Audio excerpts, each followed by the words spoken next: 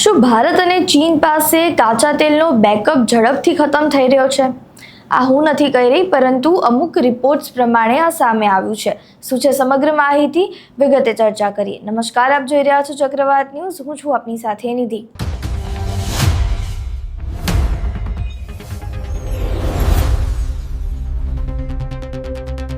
Iran ઇઝરાયલનું યુદ્ધ છેલ્લા ઘણા સમયથી ચાલી રહ્યું છે, જેને લઈને આખું વિશ્વ મહામારીનો સામનો કરી રહ્યું છે.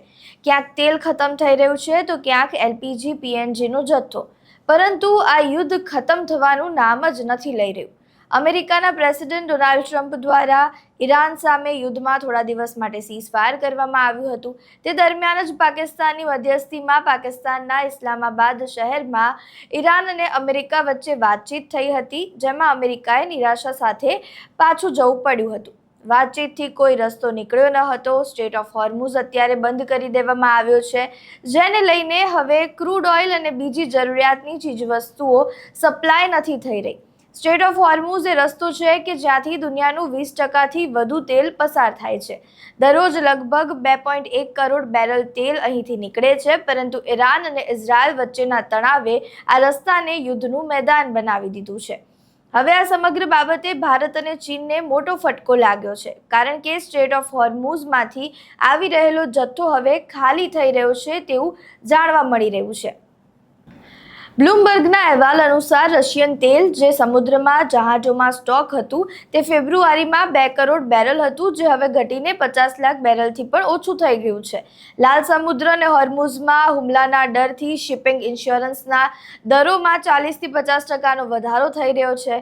વિશ્વની સૌથી મોટી તેલ કંપનીના સીઈઓ અમીન નાસીરે અહીંયા સ્પષ્ટ કર્યું છે કે જો આ રસ્તો બંધ થયો તો તે ઇતિહાસનું સૌથી મોટું ઉર્જા સંકટ હશે.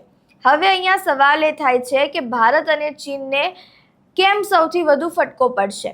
તો ચીન પાસે 1 અબજ બેરલનો સ્ટ્રેટેજિક રિઝર્વ એટલે કે ઇમરજન્સી સ્ટોક છે, પણ ભારતની સ્થિતિ અલગ છે. ભારત તેની જરૂરિયાતનું 85% તેલ આયાત કરે છે, જેમાંથી મોટો હિસ્સો આ જ રસ્તાઓ પરથી આવે છે. ભારત રશિયા પાસેથી સસ્તું તેલ ખરીદીને અત્યાર સુધી રાહત મેળવતું હતું, પણ હવે રશિયન તેલ પણ મળતું ડિસ્કાઉન્ટ પણ ઘટી ગયું છે. તાજેતરમાં 2 ભારતીય જહાજો પર થયેલા હુમલાએ ચિંતા પણ વધારી છે. જો પુરવઠો ખોરવાય તો માત્ર પેટ્રોલ જ નહીં, પણ ટ્રાન્સપોર્ટ મોંઘું થવાને કારણે શાકભાજીથી લઈને દરેક જીવન જરૂરિયાતની ચીજવસ્તુઓ મોંઘી થઈ જશે. વિદેશ મંત્રાલયે ઈરાન સાથે વાતચીત શરૂ કરી છે, જેથી ભારતીય જહાજોને સુરક્ષિત રસ્તો મળે. પરંતુ જો યુદ્ધ વધ્યું તો ભારતને આફ્રિકા કે અમેરિકા જેવા દૂરના દેશો પાસેથી તેલ મંગાવવું પડશે, જેનો અર્થ છે વધુ ભાડું અને વધુ મોંઘું તેલ.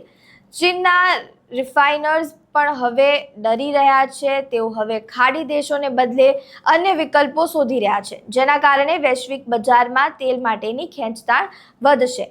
ટૂંકમાં કહીએ તો હોર્મુઝનું સંકટ માત્ર એક ભૌગોલિક લડાઈ નથી, પણ એ દરેક સામાન્ય ભારતીયના ખિસ્સા પર સીધો પ્રહાર છે. આગામી થોડા અઠવાડિયા ભારતની ઉર્જા સુરક્ષા માટે ખૂબ જ મહત્વના છે.